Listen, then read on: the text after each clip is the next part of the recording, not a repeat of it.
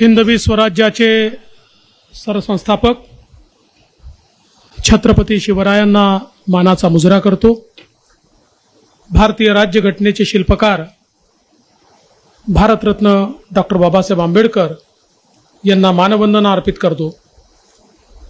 आजच्या आपल्या महाआरोग्य शिबिर आणि विविध प्रकल्पांच्या उद्घाटन आणि भूमिपूजन कार्यक्रमामध्ये मंचावर उपस्थित राज्याचे महसूल मंत्री आणि आपल्या जिल्ह्याचे नवनियुक्त पालकमंत्री सन्माननीय श्री राधाकृष्ण विखे पाटीलजी, आमदार रणधीरभाऊ सावरकरजी, प्रकाश भारसाकळेजी, हरीश पिंपळेजी, लखन मलिकजी, अमोल मिटकरीजी, वसंत खंडेलवालजी, मंचावर उपस्थित माजी आमदार बळीराम शिरस्करजी, विजय अग्रवालजी, अर्चनाताई मेसने, जयंतराव मसने, किशोरजी मांगटे पाटील, अनुपजी धोत्रे, संगीताताई आढाऊ, अजितजी कुंभार आपले जिल्हाधिकारी, श्रीमती बी वैष्णवी, श्री संदीप घुगे, डॉक्टर मीनाक्षी गजबे अधिष्ठाता, डॉक्टर तरंग तुषार वारे उपसंचालक आरोग्य सेवा, डॉक्टर बळीराम गाढवे जिल्हा आरोग्य अधिकारी, मंचावर उपस्थित सर्व मान्यवर आणि या ठिकाणी उपस्थित सर्व भगिनी आणि बंधूंनो, आज या महाआरोग्य शिबिराच्या निमित्ताने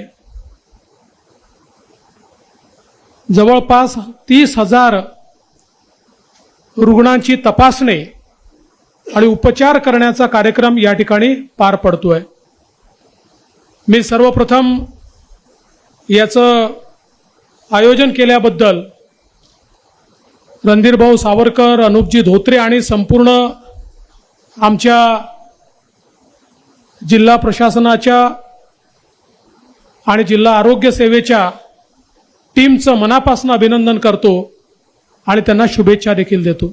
जसा मगाशी उल्लेख झाला की आमचे नेते आपले खासदार संजूभाऊ धोत्रे आणि लालाजी गोवर्धनजी शर्मा यांचा सातत्याने आग्रह हा महाआरोग्य शिबिराच्या करता त्या ठिकाणी असायचा।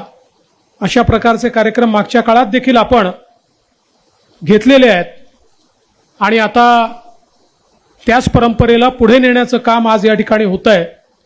ही खरोखर अतिशय आनंदाची गोष्ट आहे। खरं तर राज्यामध्ये आरोग्य सेवा सर्वांना उपलब्ध व्हावी याकरता राज्य सरकार सातत्याने कार्यरत आहे।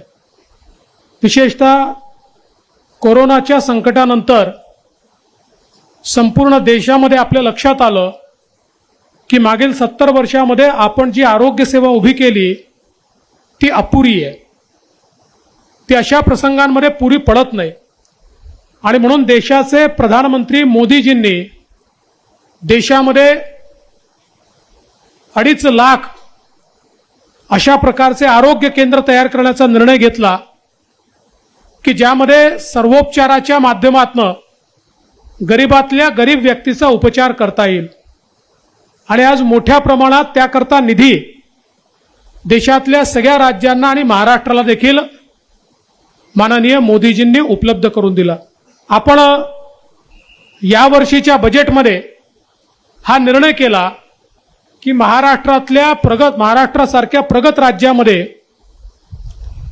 प्रत्येक जिल्ह्यामध्ये मेडिकल कॉलेज हे असलं पाहिजे आणि मग आपल्या लक्षात आलं की महाराष्ट्रातले 14 जिल्हे असे आहेत की ज्या ठिकाणी शासकीय मेडिकल कॉलेज नाही आणि मग आपण त्याचा देखील निर्णय घेतला आणि या 14ही जिल्ह्यांमध्ये शासकीय मेडिकल कॉलेजला आपण मान्यता दिली आणि त्यासोबत आपले अनेक मेडिकल कॉलेजेस हे आता खूप जुने झाले आहेत।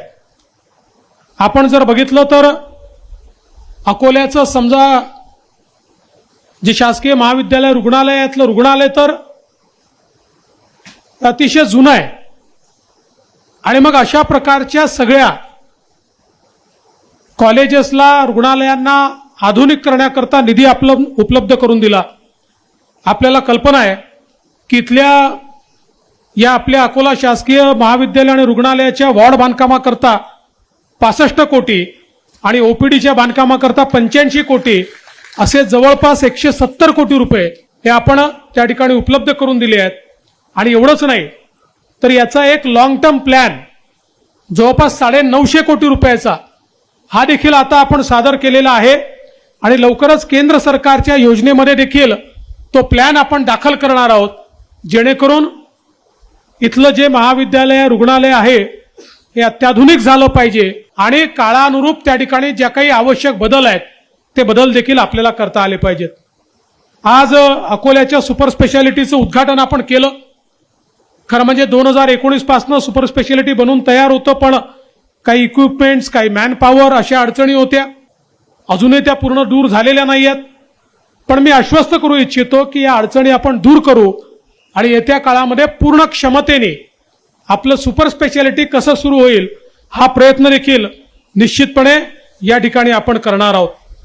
आज आपण बघितलं असेल तर जवळपास या सुपर स्पेशालिटीला माननीय मोदीजींनी जवळपास 120 कोटी रुपये दिले आणि आपण देखील त्या काळामध्ये 40 कोटी रुपये त्या संदर्भात दिले आणि आता तिथे CT scan, MRI, cardiology, nephrology, plastic surgery, neurology, urology, pharmacology, CT scan अशा सगळ्या सुविधा या आपण उपलब्ध करून दिल्या आहेत.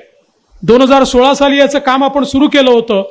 आज याचं उद्घाटन आपण केलं आहे. पण मी आपल्याला निश्चितपणे सांगतो की येत्या काळामध्ये हे पूर्ण क्षमतेने चालवण्यासंदर्भात जे जे काही मॅन पॉवर शॉर्टेज इथलं दूर करायचं आहे ते दूर करण्यात येईल आणि याची सुरुवात देखील लवकरच आपण करू. आज आपण शिवापूर उपजिल्हा रुग्णालयाच्या कामाचा शुभारंभ केला. प्रधानमंत्री जनविकास कार्यक्रमाच्या अंतर्गत 100 खाटांची क्षमता असलेलं हे रुग्णालय त्या ठिकाणी आपण आता आज त्याचं भूमिपूजन केलेलं आहे आणि येत्या काळात त्याचं काम आपण पूर्ण करणार आहोत. साधारणपणे आपला प्रयत्न आहे की या ठिकाणी त्याचं काम अतिशय वेगानं पूर्ण व्हावं. त्याच्यामध्ये 46 कोटी रुपये हे आपण उपलब्ध करून दिले आहेत आणि त्यातनं याचं काम पूर्ण करण्यात येणार आहे. बोरगाव मंजूमध्ये देखील 2 कोटी रुपये खर्च करून ग्रामीण रुग्णालयाच्या संदर्भात आपण त्या ठिकाणी वर्क ऑर्डर दिलेला आहे आणि ते देखील लवकरच पूर्ण करण्याचं काम चाललेलं आहे. वेगवेगळ्या प्रकारच्या ज्या काही या ठिकाणी उपचाराकरता कामं करायच्या आहेत, सर्वोपचार रुग्णालय असेल 400 खाटांच्या क्षमतेचं, त्याला देखील अधिकचा निधी देण्याचं काम आपण या ठिकाणी करतो. आज खरं म्हणजे सगळ्यात महत्त्वाचं काही असेल तर जे शिबिर या ठिकाणी घेतलं जात आहे. महाराष्ट्रामध्ये मागच्या काळामध्ये आपण आरोग्य शिबिराची संकल्पना मांडली आणि याची संकल्पना अशी आहे की सर्व प्रकारच्या स्पेशालिटी या एका ठिकाणी आणायच्या आणि त्या माध्यमातून पहिल्यांदा सगळ्यांचं स्क्रीनिंग, मग सगळ्यांची तपासणी आणि तपासणीनंतर ज्याला जे आवश्यक आहे, ऑपरेशनची आवश्यकता असेल तर ऑपरेशन करू, कुठल्या इम्प्लांटची आवश्यकता असेल तर ते देऊ, चष्म्याची आवश्यकता असेल तर चष्मा देऊ. सगळ्या प्रकारचे इंटरव्हेन्शन हे आपण या ठिकाणी करतोय. आणि मी रणधीर भाऊंना आश्वस्त करू इच्छितो, रणधीर भाऊ कुठल्याही प्रकारचं कितीही महागडं कुठलंही ऑपरेशन करायची आवश्यकता पडली तरी देखील ते ऑपरेशन आपण मोफत करून देऊ. अकोल्यामध्ये झालं नाही नागपूरला करू, नागपूरला झालं नाही पुण्याला करू, पुण्याला झालं नाही मुंबईला करू. जिथे चिकित्सा उपलब्ध असेल, सरकारीमध्ये नसेल तर खाजगीत करू, पण जिथे चिकित्सा उपलब्ध असेल या आरोग्य शिबिरातनं एकही व्यक्ती हा या ठिकाणी उपचाराविना परत जाणार नाही. ज्या प्रकारचं इंटरव्हेन्शन त्याला हवं असेल त्या प्रकारचं इंटरव्हेन्शन त्या ठिकाणी आपण त्याला देणार आहोत. आताच विखे पाटील साहेबांनी उल्लेख केला की आपण महाराष्ट्रामध्ये महात्मा फुले जनारोग्य योजना याचं सार्वत्रिकीकरण केलं. पूर्वी खूप अटीशर्ती होत्या, सगळ्या अटीशर्ती काढून टाकल्या. आता महाराष्ट्रातल्या कुठल्याही व्यक्तीला आधी 1.5 लाखापर्यंत आपण उपचार द्यायचो, आता पूर्ण 12 कोटी महाराष्ट्रातल्या जनतेपैकी ज्याला पाहिजे त्या प्रत्येकाला 5 लाखापर्यंतचा मोफत उपचार हा आपण महात्मा फुले जनारोग्य योजनेच्या माध्यमातून या ठिकाणी देतो. आपल्याला कल्पना आहे मोदीजींनी देखील प्रधानमंत्री जनारोग्य योजना सुरू केली आहे. 5 लाखाचा उपचार त्यामध्ये देखील आपल्याला मोफत मिळतो आहे. त्यामुळे या 2 योजना मिळून गरीब असो, मध्यमवर्गीय असो, कोणीही गरजू असो, कोणालाही उपचाराविना राहावं लागणार नाही. पैसे नाहीत म्हणून उपचार नाही, अशा प्रकारची अवस्था ही कुठल्याही प्रकारे या ठिकाणी आम्ही येऊ देणार नाही, हे निश्चितपणे या निमित्ताने मी सांगतो. खरं म्हणजे आज या कार्यक्रमासोबत आपण शहीद स्मारकाचं देखील उद्घाटन केलंय. सन्माननीय बच्चू कडूजी ज्यावेळेस पालकमंत्री होते त्यांच्या संकल्पनेतनं याचं काम सुरू झालं होतं आणि खऱ्या अर्थानं मला अतिशय या गोष्टीचं समाधान आहे की अकोल्यामध्ये जे शहीद स्मारक तयार झालं आहे त्यामध्ये देशाचं रक्षण करण्याकरता विविध युद्धांमध्ये अकोल्याच्या ज्या सैनिकांनी आपला देह धारातीर्थी ठेवला अशा सगळ्या सैनिकांचे पुतळे हे त्या ठिकाणी लावण्यात आले आहेत. मला असं वाटतं कदाचित देशातलं एकमेव अशा प्रकारचं हे शहीद स्मारक असेल. जो समाज आपल्या शहीदांना विसरतो त्या समाजाला कधीच भविष्य असत नाही.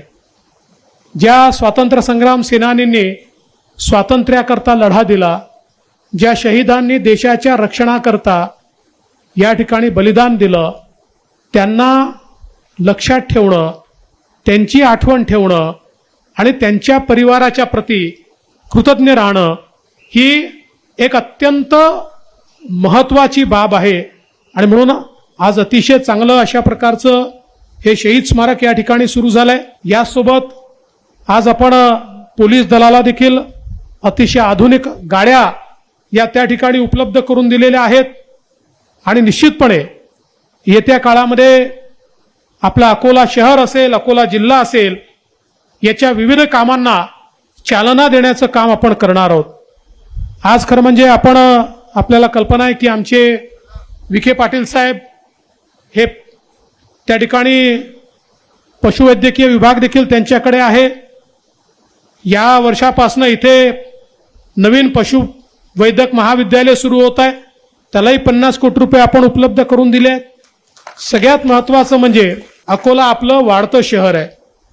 पुढच्या काळामध्ये या शहराला अधिकचा पाणी पुरवठा लागणार आहे आणि म्हणून अकोला शहराकरता आपण आता जिगाव प्रकल्पामध्ये 32 दलघमी पाणी हे आरक्षित करणार आहोत आणि पुढच्या काळामध्ये अकोला शहराकरता जिगाव प्रकल्पातनं पाणी आणून निश्चितपणे शहराला नियमित पाणी पुरवठा झाला पाहिजे असा प्रयत्न देखील आपला असणार आहे.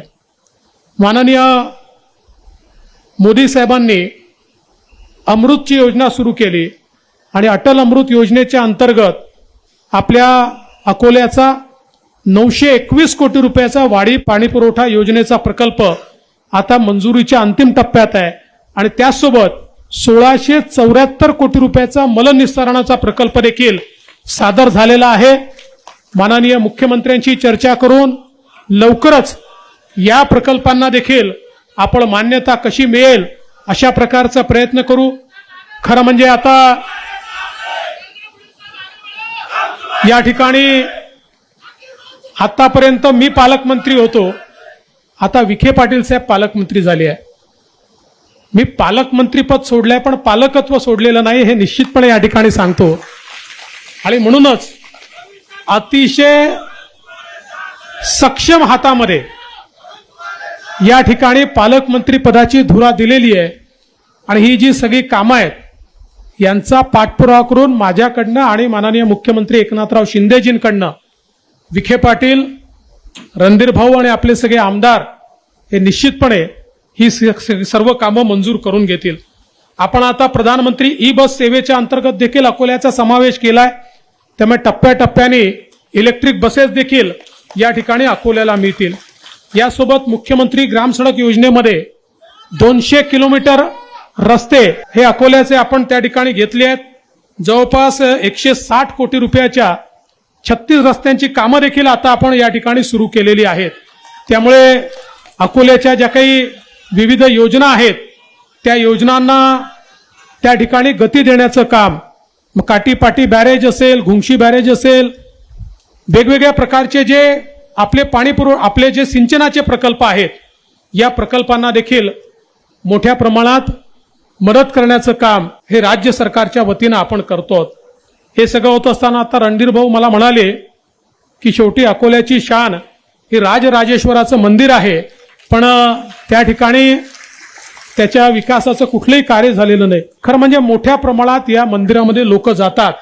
त्यामुळे विखे पाटील साहेब, माझी विनंती आहे की या मंदिराला तात्काळ आपण पर्यटन स्थळाचा दर्जा देऊन आणि त्याला आपण निधी उपलब्ध करून देऊया, जेणेकरून आपल्याला त्या ठिकाणी राजराजेश्वराचं जे मंदिर आहे त्या मंदिराचा देखील कायापलट निश्चितपणे करता येईल.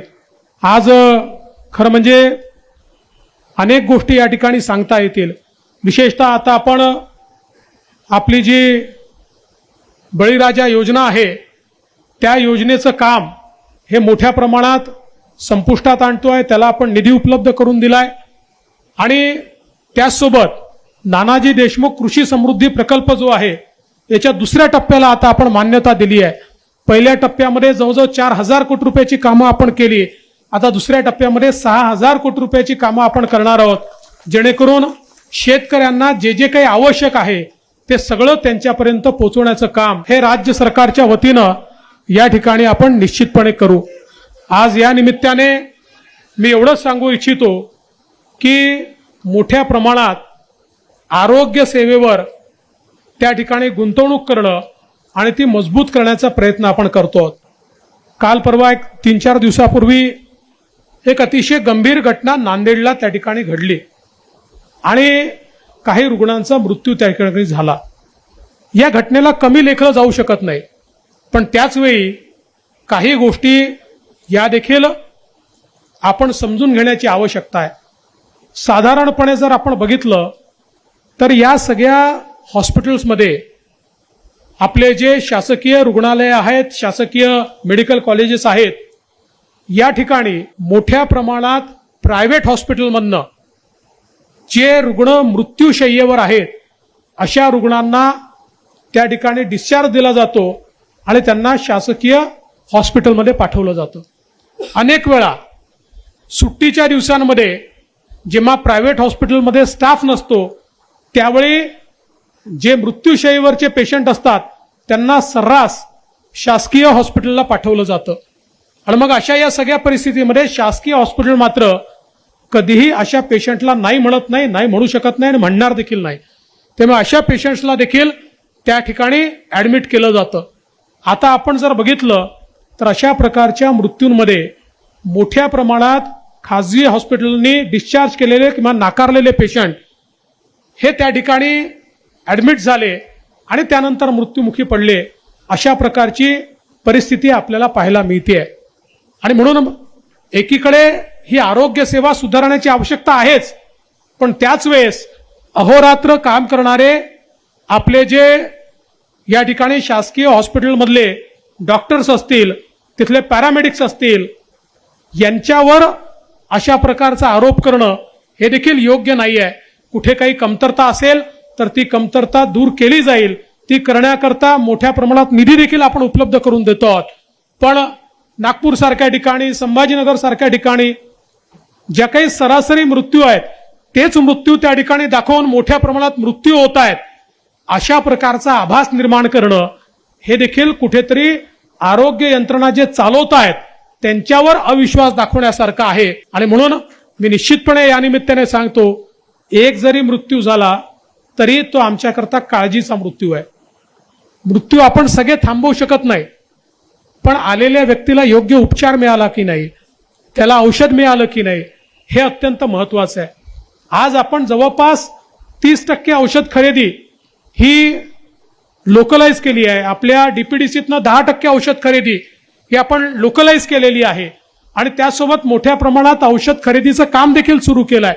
कुठलंही हॉस्पिटल असं नाही आहे की जिथे सरासरी जी काही प्रामुख्यानं लागतात ही औषधं बिलकुलच उपलब्ध नाही. अशा प्रकारची परिस्थिती नाही आहे. पण येत्या काळामध्ये आपण असा प्रयत्न करतो की आपल्याला लागणारा जो स्टॉक आहे हा स्टॉक ॲडव्हान्समध्ये आपल्याला प्रोक्युअर कसा करता येईल अशा प्रकारचा प्रयत्न देखील आपण करणार आहोत. त्यामुळे कुठेतरी महाराष्ट्रातली आरोग्य सेवा कोलमडली आहे अशा प्रकारचं चित्र काही लोक राजकीय स्वार्थापोटी तयार करतायत. त्यांना माझी हात जोडून विनंती आहे की अहोरात्र मेहनत करणाऱ्या अशा प्रकारच्या आपल्या डॉक्टर्सला, आपल्या पॅरामेडिक्सला या ठिकाणी बदनाम करण्याचं काम त्यांनी करू नये. निश्चितपणे याही पेक्षा चांगली सेवा ही आपण उपलब्ध करून देऊ, हा विश्वास मी व्यक्त करतो. आणि पुन्हा एकदा या महाआरोग्य शिबिरामध्ये येणाऱ्या सर्व रुग्णांना स्वास्थ्य लाभ व्हावा अशा प्रकारची ईश्वरचरणी कामना करतो. आणि आपण मला निमंत्रित केलं त्याबद्दल आपले आभार मानून माझे 2 शब्द संपवतो. धन्यवाद. जय हिंद, जय महाराष्ट्र.